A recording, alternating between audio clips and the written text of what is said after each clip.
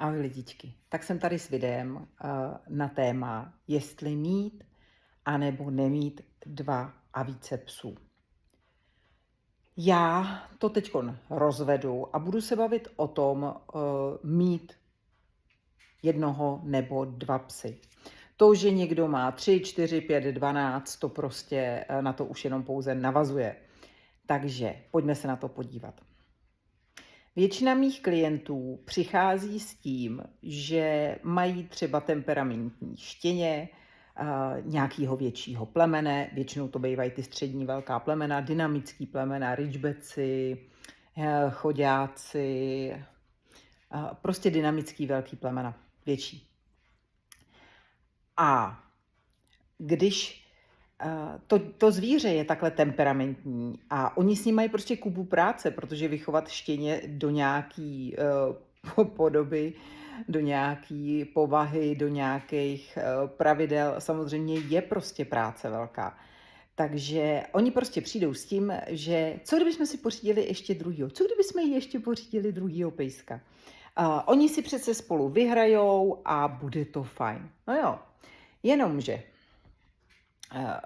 za tímhletím většinou stojí trošičku jako, že máte toho dynamického psa, hodně temperamentního, je s ním vlastně dost práce a vy si říkáte, že když mu pořídíte toho parťáka, takže si to jako ulehčíte, protože přece oni si spolu budou hrát, oni se spolu budou honit, vám odpadne trošku ta práce toho pejska zabavit, protože vy s ním nebudete muset třeba na tak dlouhý procházky, protože oni si přece spolu budou venku hrát, oni se vylítají, že jo?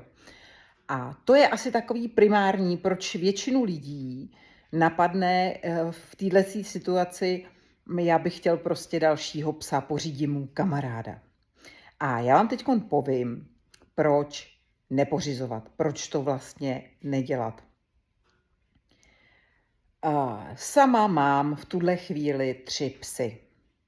Většinou mívám 2 a někdy se stane prostě, že jsou 3, protože se mi překrývají věkem.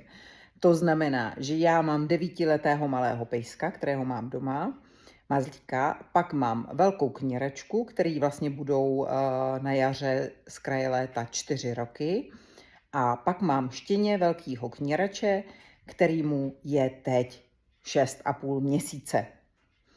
Slyšíte ten rozdíl věkový, který tam je? A to je hodně důležitý. Já potom na konci řeknu i proč to takhle mám. Protože prostě to má svoji výhodu. Tak a teď se vrátím k tomu, proč ho nemít. Takže určitě nemít dalšího psa proto, že chcete kamaráda pro vašeho prvního psa, protože si jako myslíte, že vám to něco ulehčí. Opak je pravdou. Musíte vycházet z toho taky, jakýho psa máte doma, jak je starý a jakýho parťáka a proč byste mu ho měli chtít koupit. Takže, proč nepořizovat?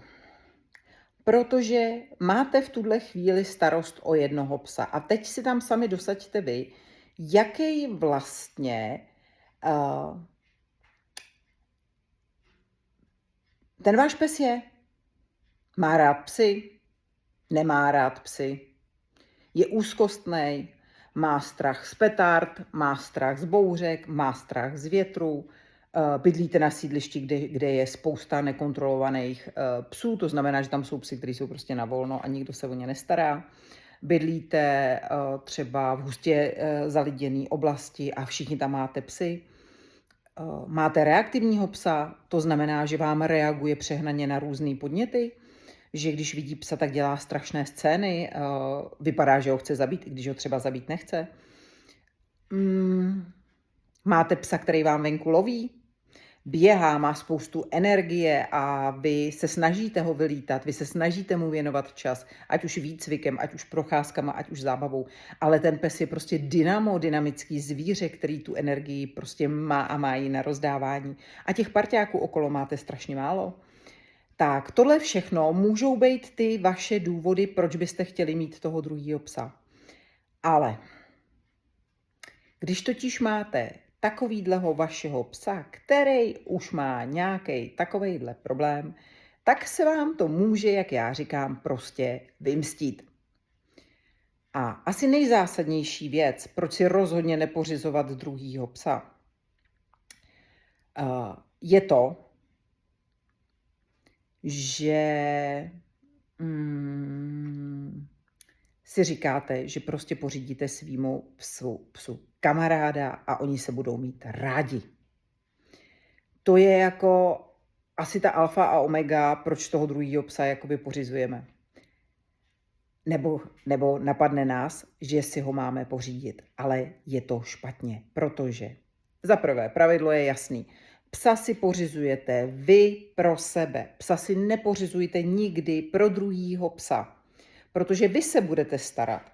Stejně tak, jako nemůžete pořídit psa dětem, jenom dětem, s tím, že jako přece se o něj budou celý život starat děti, tak to prostě není. Může se vám stát, že pes děti omrzí a pokud vy nejste důslední, tak vám pes zůstane na krku. Takže ani nepořizujte psa rodičům, je to úplně stejný. Když toho psa pořizujete, tak si vy musíte zvážit, jestli ano nebo ne. I u prvního psa, i u dalšího psa k němu. A co je zásadní, co vás může potkat a vás to třeba ani nenapadne, protože v tom vašem krásném světě si myslíte, že prostě ten váš pejsek přece jako je úžasný a mu bude mít parťáka a budou se mít rádi a to je problém. Může se vám stát, že ty psi se rádi prostě mít nebudou.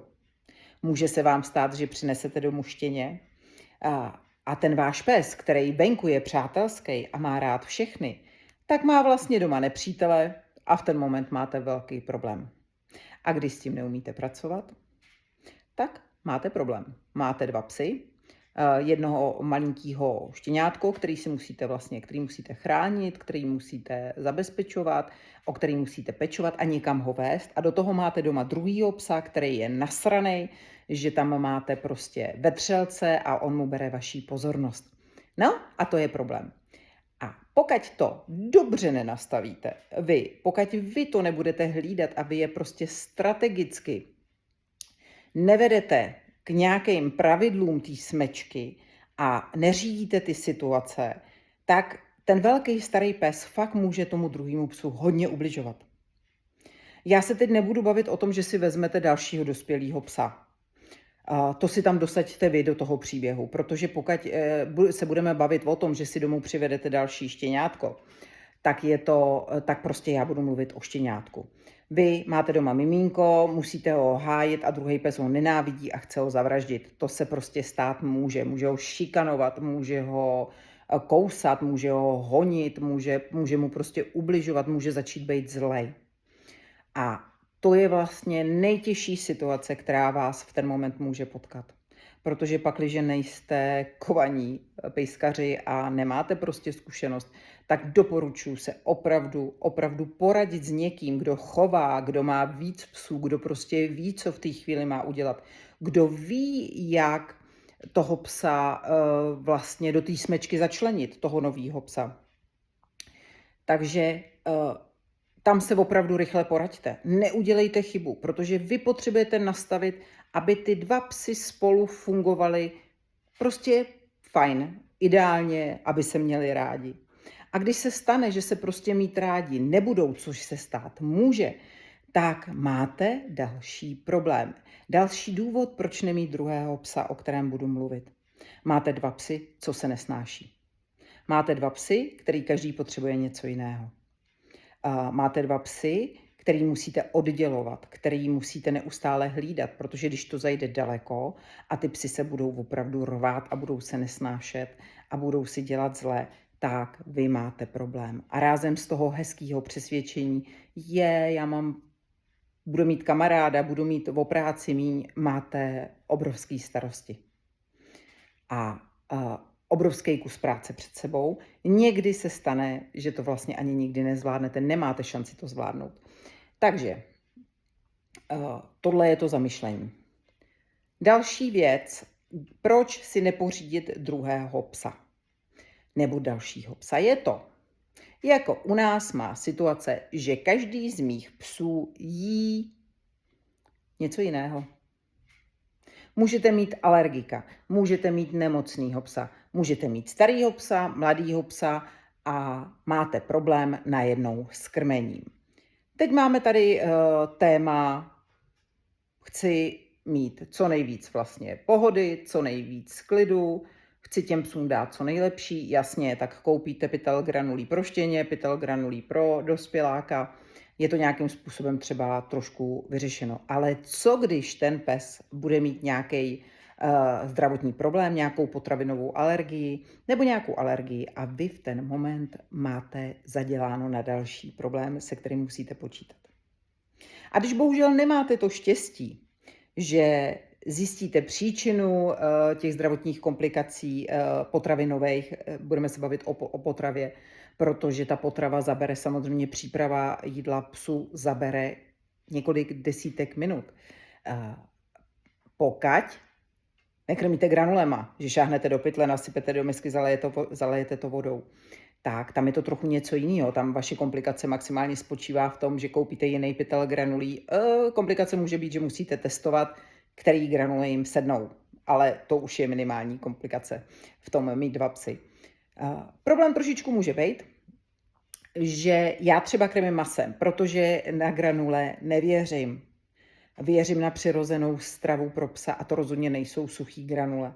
Takže své psy samozřejmě, když je potřeba, mám na granulích, ale úplně se snažím co nejmíň a jenom, abych si ulehčila trošičku práci. To znamená třeba, když jedu někam na dovolenou a není možnost tam mít prostě normální syrovou stravu, tak prostě chvíli jsou na granulích, protože zase, hele, je to praktický. Jo, je to praktický, ale vařím svým psům.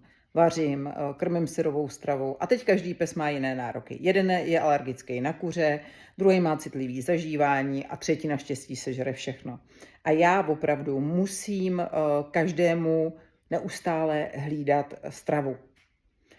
To znamená, že vlastně jednomu dávám všechno, druhý může dostat jenom hovězí nebo nesmí tam přijít to kuřecí a ten třetí musí mít obsahově takovou vyváženou stravu, aby ho nebolelo bříško. Mám 3 psy a každý žere něco jiného 2krát denně. Proto to mám řádově na několik desítek minut. Hele, třeba ta strava, příprava zabere 20-30 minut denně, než jim to připravím každodenně. I beru v objednávání a skladování a všechno. Máte další problém, takže můžete mít 2 psy a každý bude mít jiný požadavky. A už nejenom o tom, že vlastně vy jim budete muset vařit něco jiného, ale vy budete muset ještě hlídat, aby si to navzájem nesežrali. Takže to je další problém. Jo? Další problém, proč nemít druhého psa, je, když třeba přesně ten pes je nějakým způsobem nemocný a potřebuje velkou vaší péči. Tak v ten moment si pořídit dalšího psa neprospěje ani tomu prvnímu psu a ani vám, pokud na to nemáte dostatek času. Ono to vypadá, že jako není dobré mít toho druhého psa, ale není to pravda. Já vám jenom teďko neříkám, co vás všechno v tom může potkat. Další věc, máte jednoho velkého psa, který má 30 kg, máte ho jakž tak zvládnutýho, nebo ho nevzvládnutýho nemáte, takže vám tahá na vodítku. A teď si představte, že mu koupíte stejně váhového kamaráda a váhově stejného kamaráda a máte problém venku. Protože udržet 2 30kilový psy už je zase něco jiného, než udržet jednoho. A další problém je, že oni se ve dvou chovají jinak, než se chovají, když je každý zvlášť. To je další problém, který vás může potkat. Jo, máte třeba hodnýho psa, koupíte mu druhýho psa, to je už vzteklej a oni se navzájem jako strhávají. Jo. Další problém je, že se ty psy od sebe učej to, co si samozřejmě nepřejete, aby se naučili. A naopak se zase i učej, ale i to, co se vám hodí. Když se bavím o tom nehodí, mám problém s tím, že můj pes nadměrně štěká. Nemám to vyřešený. Nenaučila jsem to, nezrušila jsem to, nepřevychovala jsem ho a mám psa, který mi reaguje třeba na auta za plotem, na lidi za plotem a štěká jako blázen. No a když mu k tomu pořídíte druhýho psa, tak hádejte, co se stane. No, ten první pes to naučí toho druhýho. Takže máte dvojnásobný problém a štěkají vám tam 2 psy. S tím je potřeba taky počítat.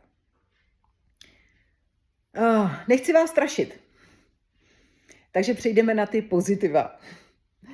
Pozitiva samozřejmě jsou, protože máte dalšího primoparťáka, který vás prostě miluje a třeba máte jednoho pejska venku a druhýho máte doma.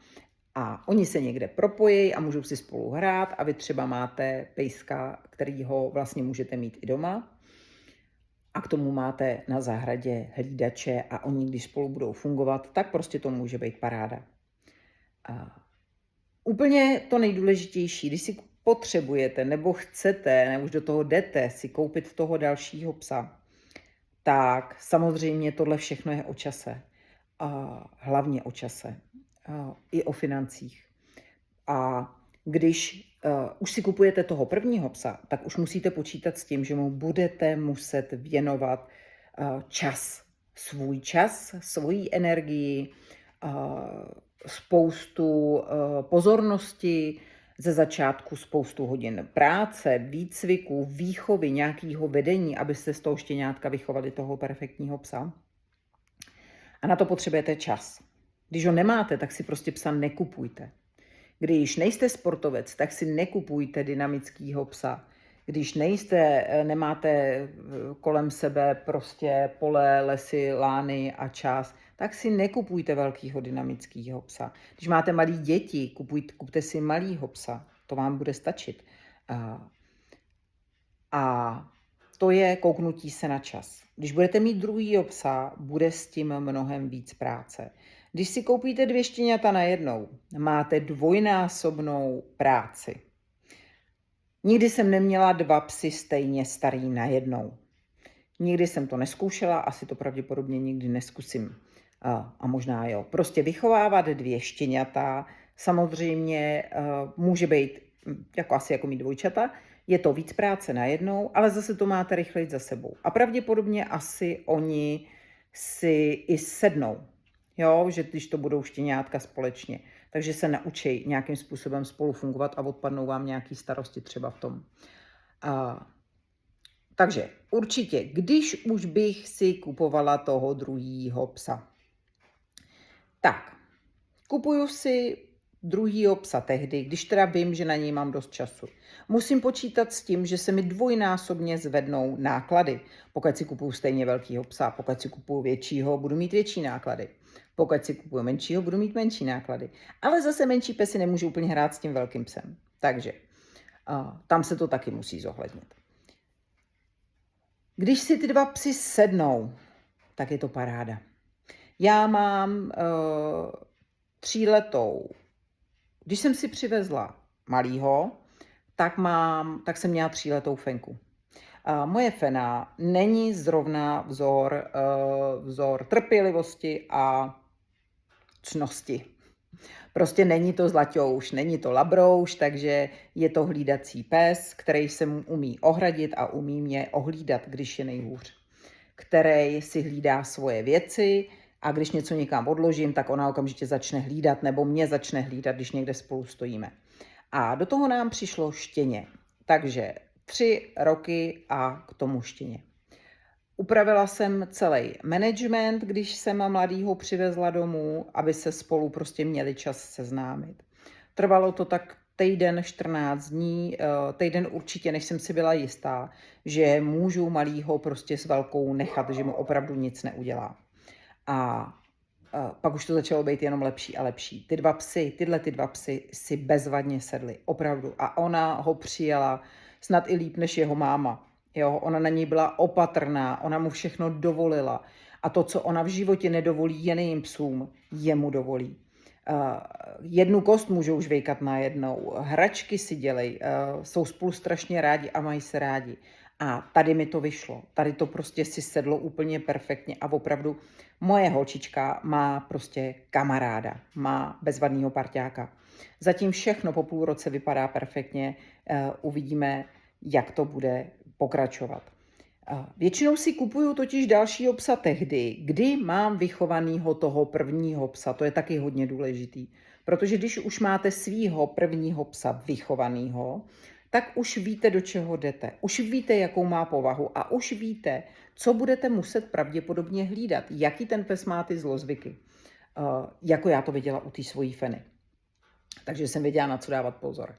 Už víte, jak se chová venku a co se vám líbí a co se vám nelíbí a co chcete, aby bylo jinak. A na tom okamžitě pracujete. Okamžitě. Víte, co vám vadí na vašem prvním psu a nechcete rozhodně, aby naučil toho druhého psa. Tak to je to, na čem vy musíte pracovat a počítat s tím, že se to ten pejsek samozřejmě může naučit. Určitě ty psy budou mít rozdílné povahy. Jeden může být dynamický, druhý může být pomalej. Nebo naopak máte klidnýho psa a druhý může být dynamo, jak tomu říkám já. Perpetuum mobile, který mu nikdy neskončí energie.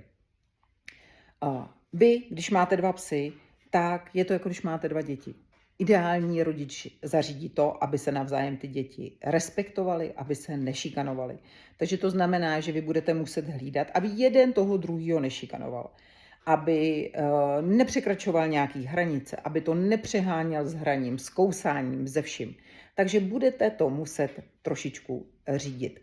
Je pravda, že když si to sedne, odměnou jsou vám 2 naprosto spokojený psy, tak jak to mám já. A to je to pozitivum. Ale prostě musíte počítat s tím, že to je dvojnásobné množství práce. A s každým dalším psem se ta práce vlastně znásobuje. Takže 3 psy, trojnásobná práce. 3 psy na procházce. 4 psy, 4 psy na procházce. Opravdu nejde psy zavřít do kotce na zahradu a nevytáhnout je ven. Nebo když to někdo udělá, tak prostě pro mě to není etický. Moji psy, já chci, aby moji psy měli hezký život. Abych já si to s nima mohla užívat. Aby jsme všichni byli spokojení. Abych byla spokojená já, aby byli spokojení moji psy. Takže nějaký rady na závěr. Když už teda toho jednoho psa si pořizujete, toho dalšího, tak opravdu zvažte, jestli máte čas na to všechno dát dohromady. Důležitý je i ten věkový rozdíl. Já jsem vám říkala, mám 3 roky a půlročního, teď už vlastně skoro 4 roky, tak ve 3,5 letech jsem prostě pořídila štěně. Někdy dělám to, že mám třeba 9letou Fenu, tak jsem pořídila štěně. K dospělý rozumný Feně nebo dospělému rozumnému zvířeti jsem pořídila štěně. Většinou se mi stávalo, že zase vždycky dělám stejný management. Úplně vždycky, když k mně do rodiny přijde nový člen psí, tak vždycky jedu stejným systémem. Mám stejný pravidla a stejnou metodiku. Takže když vezmu štěně k dospělý starší Fence, tak tam zase hlídám třeba zdraví, aby se moc nepřepínala ta Fenečka, nebo ten pejsek, ale jde mi o to, že ona už je vyrovnaná, vychovaná a většinou i tyhle ty pejsci starší omládnou. A až bohužel tato moje nejstarší odejde, tak já už mám třeba 4letýho nástupce, 4letýho vychovaného psa, ke kterému já si znova můžu koupit štěně. A takhle se mi to může opakovat. Takhle to mám já. Upřímně, když nemáte moc času, tak věřte, že péče o 2 až 3 psy vám zabere pár hodin denně vašeho času. Pokud se musíte starat o jídlo, o srst, o zdraví, o welfare vašeho psa, o jeho pohodu, o naplnění jeho životního poslání, takže to tam fakt zohledněte. Bude s každým dalším psem máte prostě o 1 práci navíc. Vybírejte si psa, který se opravdu hodí k vám a bude se hodit k vašemu druhému psu. Risk je vzít si k reaktivnímu psovi jinýho psa z útulku třeba, taky trošku reaktivního. Může se vám stát, že budete mít doma 2 psy, který absolutně nebudou kompatibilní a vy je budete muset nějakým způsobem oddělovat. Takže přemýšlejte o tom, jakýho psa si pořídíte jako dalšího. Někdy je lepší si prostě pořídit štěně, u kterého víte, jaký bude povahově, dejme tomu, ale víte, že vy si ho vychováte, vy si ho prostě vycvičíte a vychováte k obrazu svému. Na tohle téma se dá mluvit dlouho a dlouho, ale to nejdůležitější jsem řekla. Takže zvažte upřímně si odpovězte a zvažte, jaký je důvod pro to, že si chcete pořídit druhého psa. A pokud projdete všechny tyhle ty věci, co jsem vám řekla, a nalijete si toho čistého vína a opravdu zodpovědně si zodpovíte, že ano, chci to pro sebe, budu počítat s těmi riziky, že se mi to prostě stát může, že si psi nesednou, že třeba budou nemocní, že mě to bude stát víc času, víc peněz, tak do toho běžte. Běžte a snažte se udělat všechno pro to, aby si psi sedli, aby to vyšlo. A když nevíte, jak to prostě udělat, už tu zásadní první věc, když už se teda rozhodnete toho psa mít, aby to vaše štěňátko zaplulo správně do toho vašeho života a do toho života vašeho prvního psa, tak obraťte se na někoho, komu důvěřujete, u koho víte, že vám dobře poradí a nasměruje vás k tomu, aby prostě jste tu psí smečku dali dohromady takovým způsobem, že budete spokojení všichni. Všichni členi domácnosti, všichni pejskové a zvířátka vaší domácnosti. Takže myslete na to. Buďte k sobě upřímní, protože někdy se prostě fakt může stát, že méně je více a že váš jeden pes může mít mnohem víc vaší péče, energie, zázemí a všeho, co potřebuje, než když mu pořídíte dva a prostě nebude to z nějakýhokoliv důvodu, co jsem popsala, prostě fungovat. Mějte se hezky a zase u nějakého dalšího povídání. Ahoj.